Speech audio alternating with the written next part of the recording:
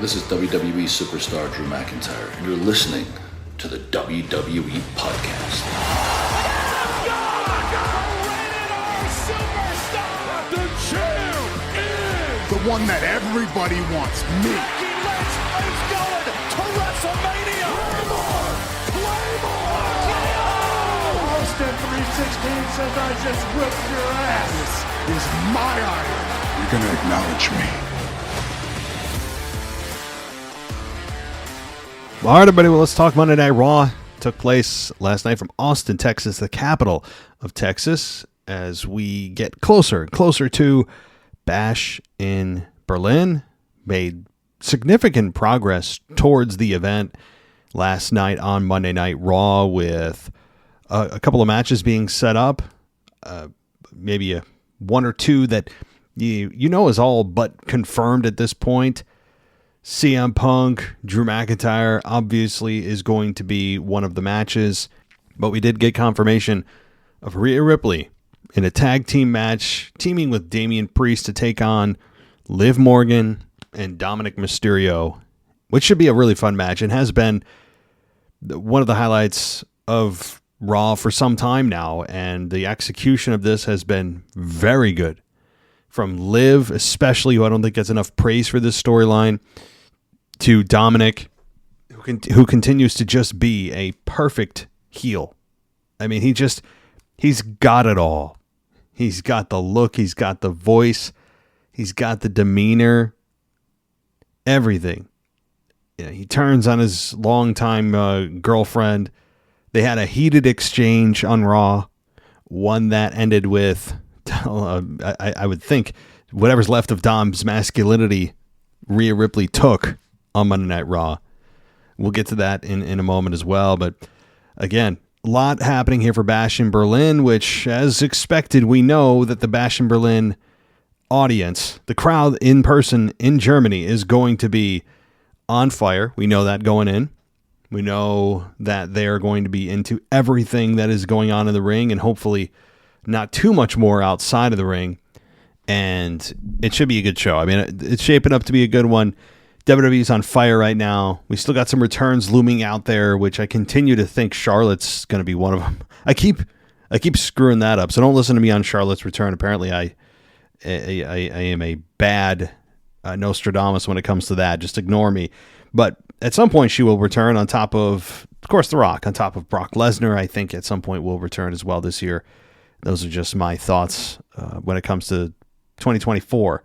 Now, as we get into 2025, we've got John Cena, who is going to be front and center for most of the year. Not all of it. I think there'll be times where he takes a second or third back seat to whatever storyline's going on with the Bloodline or maybe another story. But John Cena, with his final competitive year, he will be a lot of the conversation next year on what they should do. Should he have another title reign?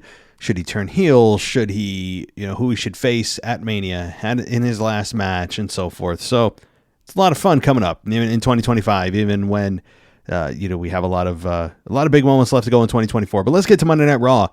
That took place last night, and it was, again, I thought it was a good one. I thought it was one that really moved things forward, and we got, just for example, let's start with what happened at the beginning of Raw, which, as it always is, a recap of something, and they're continuing to recap SummerSlam, and Michael Cole checked on commentary, and Randy Orton was shown standing in front of Raw earlier in the day. We saw the arrivals of Sami Zayn, Braun Breaker, and then Rhea Ripley comes out, and Rhea said Dom stabbed her in the back. She's feeling heartbreak, embarrassment, but now the main feeling is she's pissed the hell off. I was kind of hoping she'd say, instead of pissed the hell off, it's not really an emotion.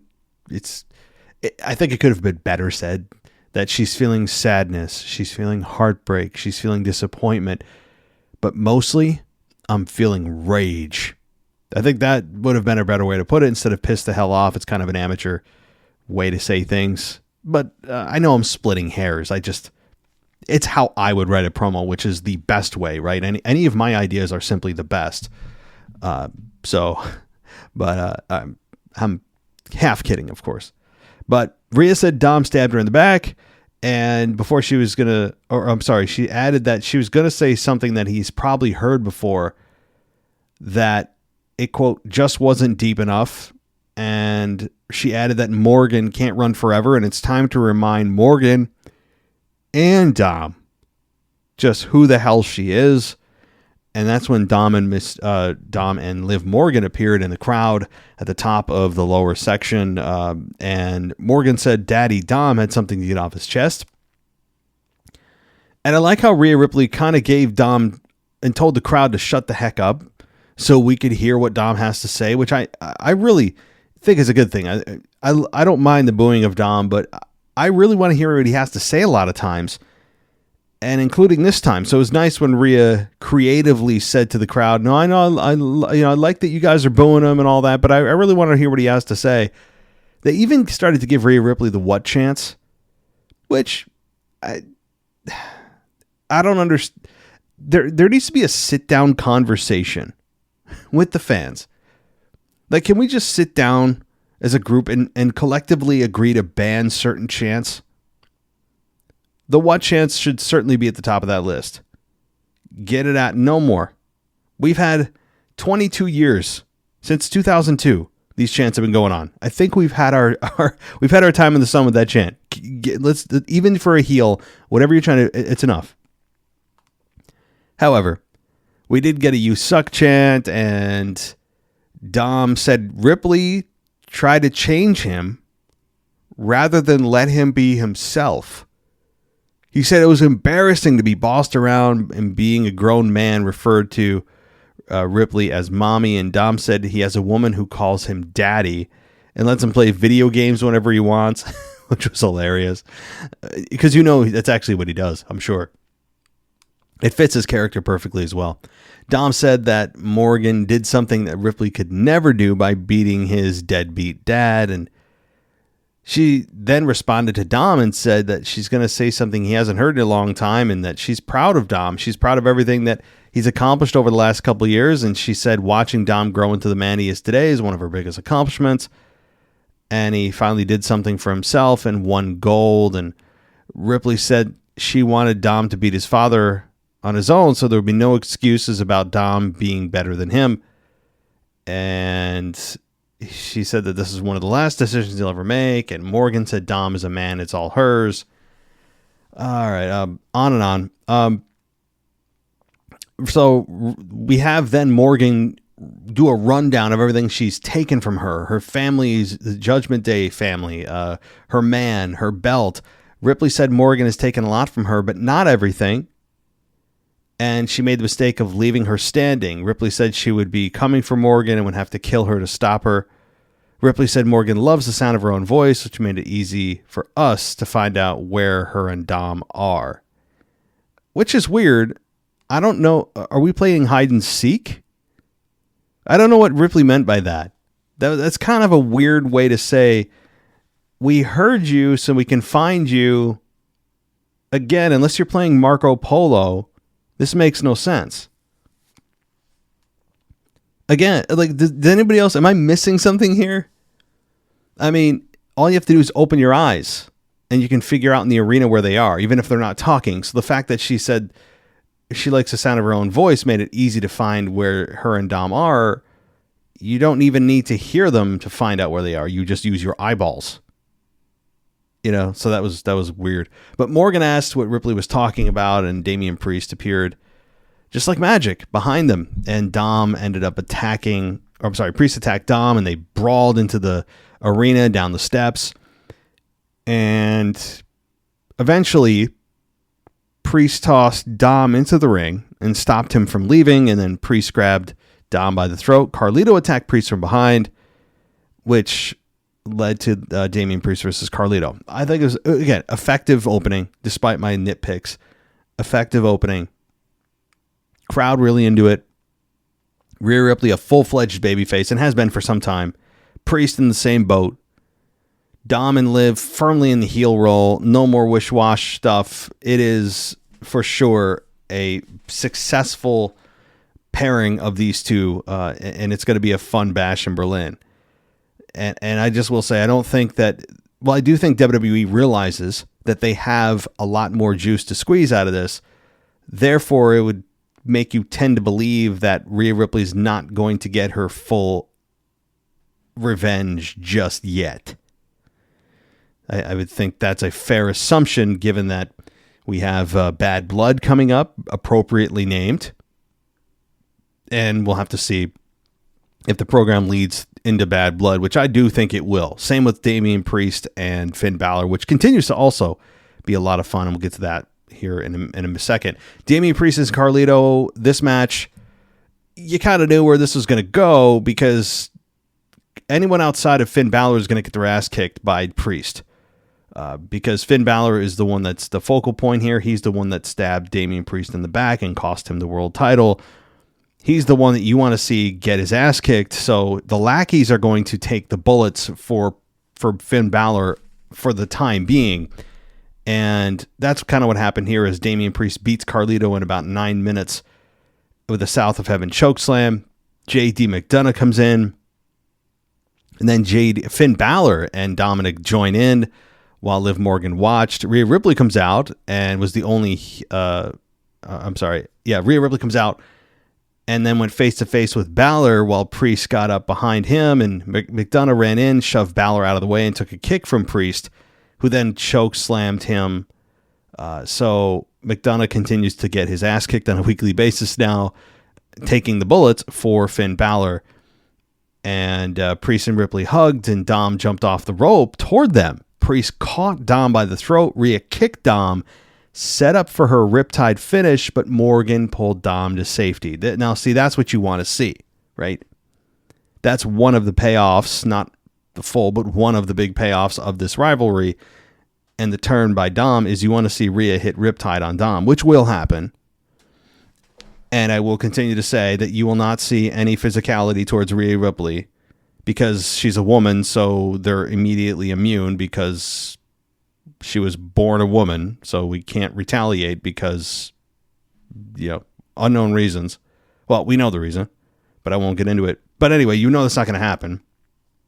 So Rhea's just going to get all offense. She's not going to have to take any, outside of Liv, of course. From Dom, I'm saying she's not going to have to take any bumps from Dom, which is ridiculous. But, and honestly, not just because it's ridiculous, but also I think it's kind of a missed opportunity. Yeah, the fact that Dom would beat Rhea. Imagine Dom. Think about this for just a second. After everything she's been through, after everything that Dom has done to her already, imagine Dom actually striking her. The heat on Dom, it's already boiling. It would be nuclear. Or as some people say, nuclear. That's wrong. If you say nuclear, sit down. It's nuclear. Okay. So that's, I think, a missed opportunity, and they won't go that road because culture, because women are immune from, even in a fantasy environment, from taking any kind of punishment from men, even if it's in self-defense or in a match. It's just not going to happen. The last one I remember at all on purpose, and I could be wrong, is Randy Orton hitting an RKO on Nia Jax in the Rumble a few years ago because she entered the Men's Royal Rumble, which still makes no sense. But that's the last one I remember, and the crowd loved it. So we'll see what happens here. I have my doubts. All right. We got Bo Dallas in a VHS style video. He said everything's come full circle, and things have been heavy lately. A lot of emotions, especially last week in Baltimore. He said that's where it all started. Dallas and the Wyatt Six had their debut where it all began. And really, to me, powerful moment was when he said, Bo Dallas, said, quote, "You were there." And referring to his brother. Saying he essentially felt his brother there last week. That was powerful. Pretty cool. He said something big is happening. The work is not done. Dallas looked at his television and said that the work must continue and other doors shall be opened. And then he said, "My life for you," repeatedly, obviously dedicating this to his brother. So pretty cool. Pretty cool. Cole and McAfee then talked about the Wyatts, and then the debut of Odyssey Jones. And Xavier Woods was walking backstage. He found Kofi and Odyssey, and Woods said he wanted to talk to Kingston, who excitedly told him that they could return the favor by being in the corner of Odyssey Jones, tonight. And Woods tried to put on a happy face, but he was clearly annoyed. So Odyssey Jones could finally be the one to tear apart Xavier and Kofi. We'll see. I have doubts. It's been 10 years since the New Day. I have doubts. But we'll see. We'll see. We'll see. I like Odyssey Jones. I do have to say that. He did beat Vincent Winnie. Was it Winnie or Winnie? Vincent. I don't know. Vincent was the enhancement talent, essentially. He was there to just take the bumps for Odyssey, who was dominant. And then after the match, Final Testament came out, and Cross said at first glance it seemed like Kingston was using Jones to replace Big E. And Cross said that the truth is that Kingston is using Jones to replace Woods. Woods told Cross that his attempts to drive a wedge between them won't work, and Woods started to propose a tag team match, but Kingston suggested they make it a 6-man to prevent the odd man out of the Final Testament from interfering. And Woods looked annoyed. Woods looked very annoyed, and Cross accepted. So there's something happening here. Like I said, I mean, it's no secret. I'm not doing any real in-depth investigative work here, but there's definitely something here that we might be able to finally say the end of the New Day is here. The question is, though, okay, you break them up. Are we going to really care about a Kofi versus Xavier program? Is that something we actually want to have?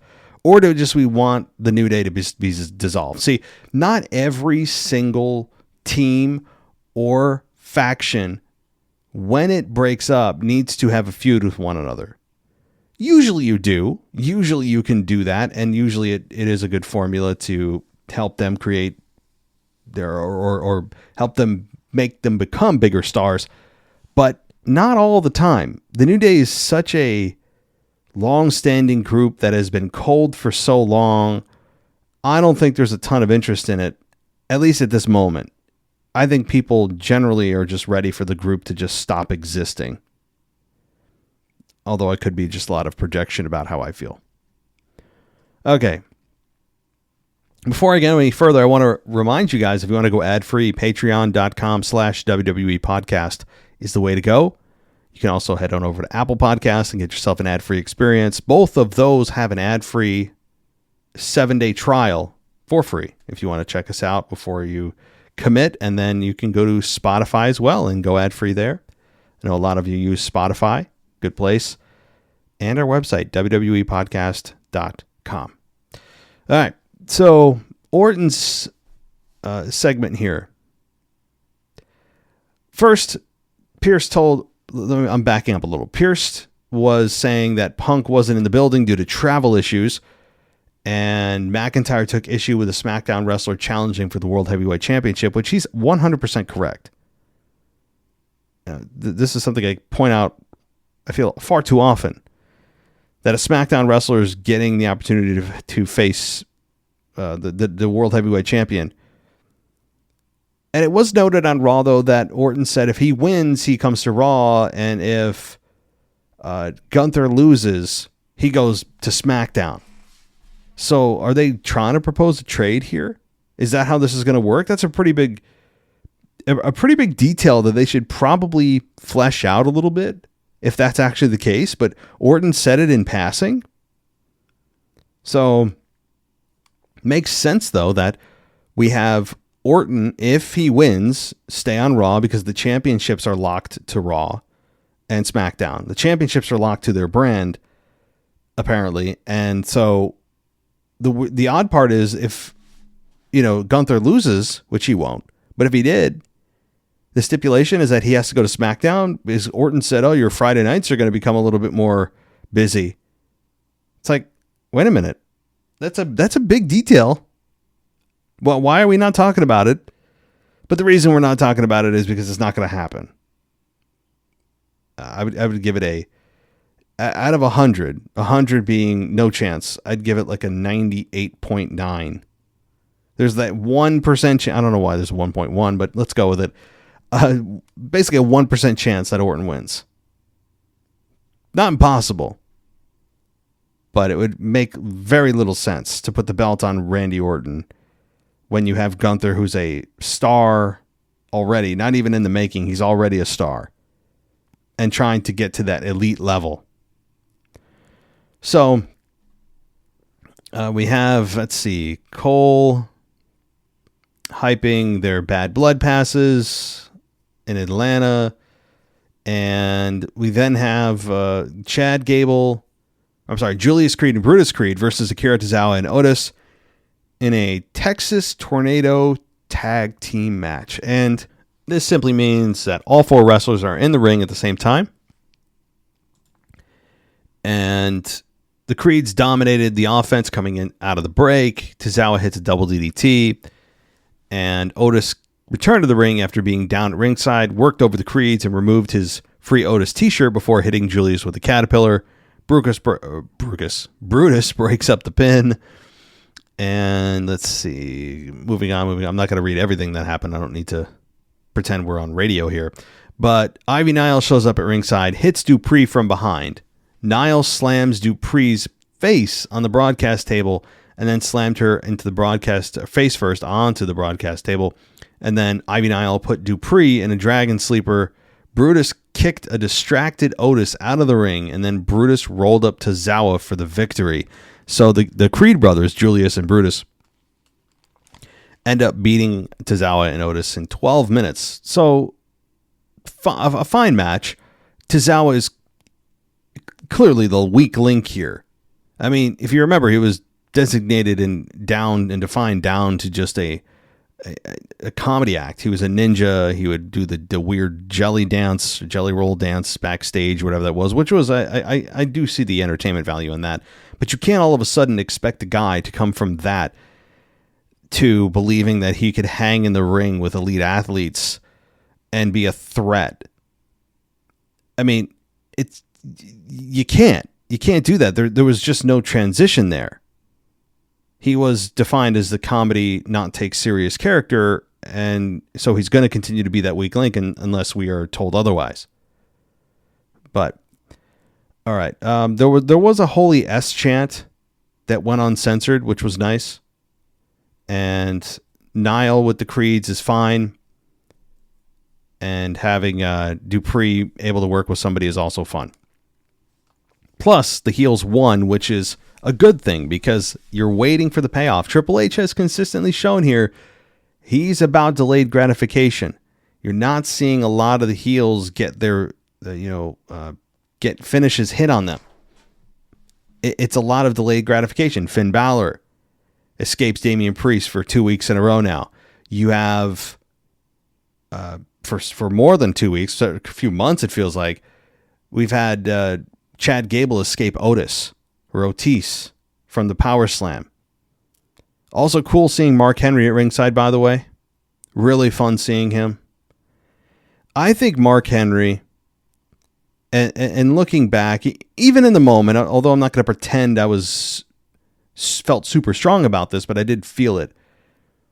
Mark Henry, while he was a star and he's a Hall of Famer, I think there was more they could have got out of him during his run. Yes, he had the infamous salmon jacket moment where he feigned retirement. We all believed him. And then he attacked John Cena. We all remember that. Very, very, incredible highlight. But that was an eye-opening moment for a lot of us that didn't know Mark Henry had that in him. And I'm not going to pretend I did. But you even take that moment out of his career, pretend that didn't exist. Mark Henry moved in a way that he shouldn't have for his size. He was an absolute brick house of a man. I mean, he was the world's strongest man at one point. And I think there was more there. Yes, he had the Hall of Pain. That was cool. He had a couple of brief stints with The Undertaker that you knew was just going to end with The Undertaker, tombstoning Mark Henry and winning. But it just felt like, looking back on his career, I'm like, man, he's got the look. His promos were decent enough to get him to the top, tippy top. I think he was just in an era where he had so many other guys that were more over than he was, that that those spots were taken, and they were taken rightfully so by a lot of guys during that time that were at the top of their game. He was in an era with John Cena, in an era with Randy Orton, and he still is, in an era with Brock Lesnar and The Undertaker, who is still in his prime. Even during Shawn Michaels, when he made his return before he retired, he was still there. Ric Flair was still there at the time when Hall of Pain was going on. Batista was still there. So he was in the era where he was through the ruthless aggression and a little bit past that. But it was during a time when, unfortunately for him, he was just as good as he was. Those guys were just a little bit better than he was. In some cases, a lot better. And I don't mean better. I guess it's all relative, but I mean better in terms of just being more over. The fans gravitated more towards some other guys. But I just feel like Mark Henry, it's a shame that, Mark Henry couldn't compete today, and just see him in the ring and see, because I think he could get over in any era. And a guy like him would fill a nice role today. I think it's something that I feel like we missed out on, but we got some of it. We got some of what Mark Henry had to offer, but I feel like for some reason I've always felt that way, that there's more for Mark Henry that we could have seen and done, and maybe longer title reigns or something like that. But I don't know, moving on, I'm getting on a tangent. It was cool to see Mark Henry there. He got a big ovation. His son was there. That was cool. And I know he does a lot of spots on another big podcast that is, at the top of the charts here. We all know what that podcast is. But all right, we then had a pre-taped interview with Jackie Redmond interviewing Pete Dunne in an empty seat arena. I thought at first it was Gunther, who likes to have that format of an interview, but it wasn't. And she asked Dunne about his issues with Sheamus, and Dunne said Sheamus never took him under his wing and said that Sheamus was under his wing. And Dunne accused Sheamus of holding him down and said all he got out of it was a terrible nickname and a front row seat to the Sheamus show.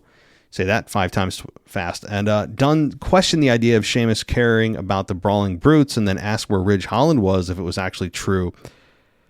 And Redmond ended up bringing up the name Butch. Dunne told her not to say it. He said he had to swallow his pride for 2 years and let Sheamus little brother him.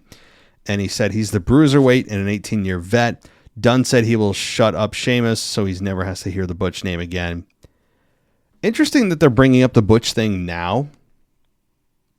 I guess it's because Sheamus wasn't ready to have a program with Pete Dunne when he was originally flipped from Butch to Pete Dunne. So that's fine. But they're bringing up the Butch thing, which is cool. I mean, I like, while it doesn't always need to happen, it's nice when you acknowledge, hey, someone was known as this yesterday. Today, they want to be known as this. Why? Kind of like when Walter went to Gunther. We didn't get an explanation. It just happened. You can give several more examples where just people just change names and all of a sudden you're just supposed to go along with it and not question it. But that's a question, you guys. Would you rather have Gunther be known as Walter, or have you kind of taken to the Gunther thing? I liked Walter, but Gunther, I mean, I kind of feel neutral about it. Gunther has certainly worked. So Vince's change on that, I think, was correct. But that's my take. So back to Pete Dunne. It's surprising they're giving this as much airtime as it is. I mean, especially for Pete Dunne, who has been a background character, and that's putting it nicely, for a long time now. He was a background character. He didn't have a ton of airtime, certainly didn't have a ton of promo time. As Butch, he was the rabid dog, literally, of the group. Didn't have a whole lot to say. He came across as kind of unintelligent. They almost had to leash him at one point. He was just this rabid dog that couldn't be tamed. That was the character. That was all Vince saw in him. And naming him Butch is... Now, I know that for those of you that used to watch the old Looney Tunes and cartoons that were in the, at least for the 90s kids here, remember Butch was a dog in Looney Tunes. So I don't know if that's where Vince got it, or if Butch was just a common name for a dog, which I guess that's also the case. But it's nice that Triple H saw a little bit more in him and brought him back to his roots and giving him a voice, which I think has shown to be effective. Is he the greatest talker of all time? No, but this program is more interesting when you have both parties able to speak to it, and this was good. Okay, the tsunami splashes last week were shown when he from Bronson Reed to Seth, and let's see, we got an injury update on Seth. He has internal bleeding and internal bruising, I think it was, and broken ribs. So with that kind of diagnosis, which of course is just the wrestling version of the injury, I think he has back and knee injuries in real life. That would tend to believe that it's a couple of months that we'll see Seth out, and he'll be back in time for maybe Bad Blood. I think that would be a good place for him to return, but it could be even after that towards Survivor Series. We'll have to see. All right, so Reed said he wasn't given an opportunity, so he had to make an impact. Okay, we'll get to Reed in a minute. We then have Io Sky and Kairi Sane versus Shayna Baszler and Zoe Stark for a shot at the women's tag team titles. This match ended in about 9 minutes with Io and Kairi Sane beating Zoe and Shayna. And then I thought there was some after-match stuff. I guess there's not. Good matchup. And it's nice to see Kairi Sane get a little bit more airtime than she has, and at least in the recent past here. I feel like, especially if you watch the Hulu cut, she doesn't ever make the Hulu cut. So those that only watch Hulu, she hasn't been there for a while. So it's nice to see her actually make the cut in WWE, decide that she's important enough, or this tag team match rather, collectively is important enough to put on the Hulu cut version, which is, it doesn't sound like a big deal, but it is, because a lot of people just watch that and they don't watch anything else. Some people don't fill in the blanks or care. So for some of the people watching Hulu, they must have said, wow, we haven't seen her in how long? So it's important. It's an abbreviated version of Raw, but when you're not on the Hulu version, for a lot of people, you don't exist. So, all right. Okay, we're getting there. So Orton comes out, and he said he would beat Gunther for the title, and then Raw would be his new home. And Gunther said Orton should be the greatest of all time, but Orton took his unlimited potential and wasted it. Gunther said it's a new era, and Orton won't play a part in his era. And Orton said, yeah, I've made mistakes and changed course. Orton said he's the most unpredictable, violent, controversial, yet successful star in the history of the game. Orton said Gunther can have his opinion, but it's done his way, the American way. What? That was weird. Is Randy Orton suddenly this patriot? That was just weird from Randy Orton when he said that. I never remember Randy Orton. I mean, he got a dishonorable discharge from the military. I don't know what he meant by the American way. I mean, I guess he assumed he's in Texas. People are patriotic, I guess. Maybe trying to pull on the patriotism. It's not exactly the 4th of July. It's not Memorial Day. It's not Veterans Day. I'm not sure what that statement was about, but Orton mentioned his kids and his smoke show wife and said he thinks he's done pretty damn well for himself. And Gunther said he would give Orton the beating of his life in Berlin. Gunther said Orton will never be world champ again, and when it really matters, Orton always screws it up. Gunther said it comes natural to Orton because his grandfather was a screw-up, his father was a screw-up, and Orton is the biggest screw-up of them all. That's when Drew McIntyre's music played, which I don't think anyone saw coming. And he walked out with a mic and in his hand and had a smirk on his face. And Gunther turned to leave, but Orton spun him around and hit him with an RKO, which, yeah, that was, I think for some people unexpected, but it was nice to see Gunther get hit with an RKO because I didn't think that would happen until Bash in Berlin. I really didn't think that, given how much they're trying to protect Gunther at this point, that he would actually get hit with a finish. But it's Randy freaking Orton, so it's fine. But the crowd loved it. That's when CM Punk hopped the barricade, attacked McIntyre, and McIntyre removed his belt, though, and tried to hit Punk, but Punk avoided it and got the belt and started whipping McIntyre. And they chased him through the crowd with the belt. Punk turned to the ring and played to the crowd. So Orton hits an RKO. Punk whips Drew and whipped him pretty bad. He was all, he was all bruised up or welted up. So that was a nice surprise that I don't think anybody saw coming, that Punk and Drew would kind of overlap into the whole Gunther and Randy program.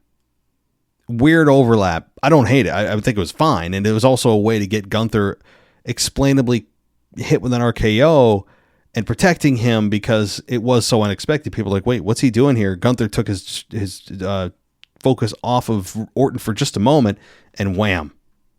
So that was cool. All right. So Ludwig Kaiser showed up. He said he put Sheamus through a real banger last week and said it's far from over. Dunn showed up, hit Sheamus from behind with a shillelagh.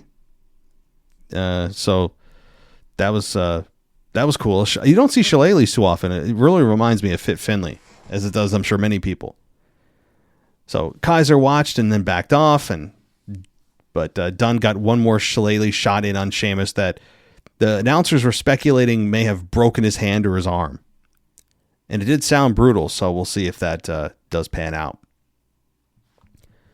All right. We have, McIntyre walking around with a bracelet. And Punk said it's not about the bracelet, but McIntyre can keep it. He said it's the context and the names. Punk said McIntyre isn't allowed to speak his wife's name or his dog's name. Are we really going to put your wife on the same level as your dog? Are we really we're really doing that now? This animal is apparently on the same level of respect as your wife. I know a lot of people love their dogs. I understand. Okay. Get it. But, that was, I don't know. So he can't say the name Larry. Man, oh man. Okay. So Bronson Reed versus The Miz. You knew where this is going, but I don't know what to do with this. So Bronson Reed beats The Miz. We all knew that was coming, right? After the match, though, Truth entered the ring, rolled Miz to safety. Reed hit Truth with the top rope cross body block, hit a tsunami, and then Reed went back up. Reed hit Truth with another tsunami, a third tsunami. Adam Pearce was yelling at Reed, and Truth was rolled away from the corner, and then Reed pounded on his chest, climbed up, hit another tsunami, and Reed left the ring and smiled, and that's when the crowd chanted one more time, and he hit another tsunami. So R-Truth destroyed. And I don't know, this is so bizarre that I know a lot of you think, oh, here he comes complaining. I want to compliment this, but I don't know how. Because Reed takes out Seth last week to write him off TV to go heal himself up. The crowd even then was chanting one more time. Here, you have a beloved R-Truth get hit with 5 tsunamis, and the crowd was chanting one more time on R-Truth. Is this inadvertently turning Bronson Reed babyface? The crowd is loving this. The crowd, it's the pure violence of it. It's the violence. I don't know what else to say. I think it's something you don't see every day. This many finishes get hit on somebody. The destruction. I think people are loving this because this is wrestling at its core, and I don't mean wrestling at its finest with the 5-star technical wrestling match. I'm just talking about sometimes just nothing fancy, just pure brutality. I think that's what they're loving here, and this is what they're chanting. Maybe not Bronson Reed, the character. So maybe there is a distinction here, and WWE needs to be careful that they're not going to accidentally turn him babyface or realize that they shouldn't have to worry about it because they're chanting the action. They're not chanting for the character. And I think maybe that's how you separate these two. But it is interesting that the fans who love Seth and love R-Truth, I think love R-Truth, and even in a more organic way, were chanting for Bronson Reed to hit him one more time. I think that's the only way you can describe it, because the fans aren't really attached to Bronson Reed's character. No one has an emotional attachment to Bronson Reed. But what they like is brutality. They like violence. We just do. It's in our DNA. It's why we watch wrestling. Of course, yes, good storytelling, but sometimes sheer brutality is what we're looking for. Destruction. So this is fun. We'll have to see if Bronson Reed continues to get cheered for this. So, all right. We then have, let's see, backstage, Jey Uso firing up Sami Zayn for his match.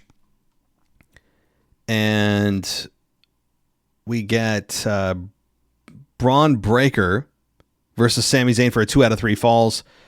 There was about 9-10 minutes left of Raw, so they're going to do a 2 out of 3 falls match within 10 minutes. You knew they were going to be rushed. They had to have ran out of time here. I mean, which is unfortunate for 2 out of 3 falls. They could have easily done 15-20 minutes. So Zayn ends up getting the first fall with a haluva kick. Braun Breaker gets the second fall with a spear, nearly gets a third with a count out, but doesn't. And then Sami Zayn gets floored with another spear. 1, 2, 3. Braun Breaker is still your Intercontinental Champion, as he should be. No need to even think about putting it back on Sami Zayn. Not even a thought. There's no need, because Sami Zayn's run was okay. Even those of you that are Sami Zayn fans, and I kind of felt the same way about Cody Rhodes. Even if you're a massive Cody Rhodes fan, I feel like they get to the top and then it kind of cools off. And I don't think Sami Zayn's run as Intercontinental Champion from WrestleMania to SummerSlam was particularly memorable. It was more about the chase for Sami. Sami in chase mode is always better. Most babyfaces in chase mode, as I continue to say, and I say this a lot, but people really need to keep this in mind. Babyfaces in chase mode is where the money's at. Because you can't keep things as hot as they are in the chase as that when you get to the top of the mountain and maintain that momentum. It's just not possible, because the chase is the thrill. The destination's fun, but you can't keep that excitement level going after the victory. You usually just can't. But Sami Zayn has dropped at the Breaker, who I think is continuing to do a nice job. Does he look like a generic wrestler? Yes. Does he have generic wrestling music? Yes. Does he continue to perform really well in the ring? Yes. Does he feel like he's confident as champion? Believe it or not, so far, I know small sample size, but yes, I think so. I'm not predicting Braun Breaker to be, I don't know, the next Batista or Goldberg or whatever other comparison, but I think there is a bright future for Braun. He's young. He's athletic as hell. He can run the ropes at 23 miles an hour, as Michael Cole points out every single week, it's just mind-blowingly fast for a human being. And yes, he has the spear like so many people do, like Jey Uso does, like obviously Roman Reigns does, as Goldberg did. but the spear is a fun move. It's an effective finish. And Braun Breaker is a guy they're clearly trying to protect right now and build. And I think Braun Breaker has a hell of a bright future. The question would be, how long do you think that they're going to hold the belt on Breaker? I don't think they know right now. They meaning creative. The powers that be in WWE, I don't think have an exact date when that belt's going to be dropped from Breaker. Because this is his first run with the belt. He's just starting to get momentum. You know? They're just starting to put the pieces together for Breaker. How does the crowd react? I think a lot of it's going to be due to audience reaction. So with the first go around, they're not sure what to expect here. Now they can really help him with some entrance music that isn't just, the background music to a 2K game. That would really help. Not everything needs to be a sing-along like Sami Zayn's music, of course, or any kind of other big babyface, but Cody Rhodes music or Seth Rollins music. It doesn't need to be a sing-along. Okay, we don't need sing-along time, but we do need something that isn't just totally forgettable and throwaway. So, and as I'm thinking about it, how about a future matchup with Braun Breaker and Bronson Reed on the main roster? I mean, you continue to build these guys side by side. I understand they're both heels right now. What about them meeting? How about their first meeting on the main roster in the Rumble? That'd be fun. They both are built parallel. Both are monsters in their own ways. Of course, we know that Breaker isn't exactly the same body type as Reed, but they're both being positioned as monsters that are unbeatable. And they're built parallel to one another. That'd be just a cool moment as I look ahead to the Rumble very quickly, where they both have that stare off. Be just a cool moment that the Rumble usually provides us every single year. So, that was Monday Night Raw in a nutshell. Again, heading to Bash in Berlin, we've got a few matchups that are now confirmed. And Punk did allude to the fact that he has a solution for the whole Drew McIntyre problem. He's going to get his hands on him. He knows how, meaning he's talking to Adam Pearce about a matchup for Bash in Berlin. You would imagine. So, whatever that matchup will be is probably match 2 of 3. And I think their third will end at Bad Blood. That's just my take. But, of course, a lot more fun to be had before then. And you guys can tune it right here to the WWE Podcast for all of the reviews for NXT, for Raw, for SmackDown, for PLEs, Nostalgia. We just dropped a Wrestle Talk episode last night with that team reviewing SummerSlam. So check that out. But we are here for you guys nearly every single day.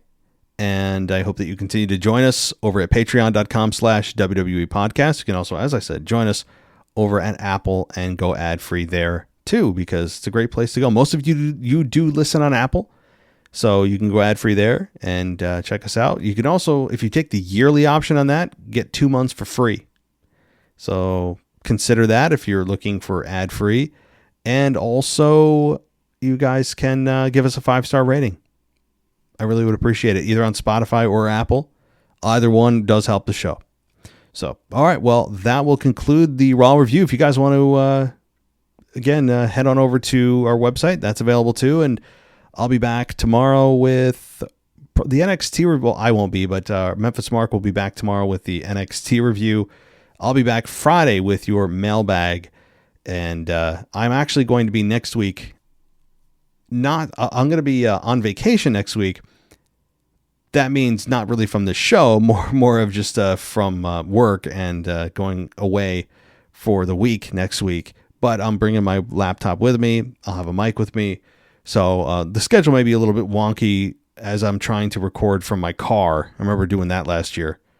So I may be recording from my car into the into your ears, but we'll see.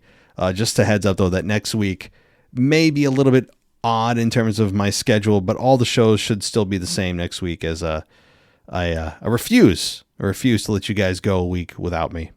But all right, that's enough for me. I'm heading out. Thanks so much for everybody for listening, and I'll talk to you next time. Thanks for listening to the WWE Podcast. Don't forget to subscribe on your favorite podcast app so you don't miss a show, or head to WWEpodcast.com. And for all of these shows ad-free, head over to patreon.com/WWE Podcast. Until then, we'll see you next time.